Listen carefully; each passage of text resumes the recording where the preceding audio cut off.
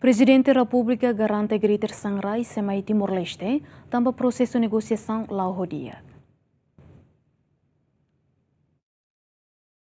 Iha programa grande entrevista nebe halau estúdios e nebe bora quintane, Prezidente Repúblika Ramazorta observa kata processo negociação com a greater sunrise entre governo Timor-Leste no empresa Votside la hodia no ne se festado optimista kata greater sunrise semai Timor-Leste.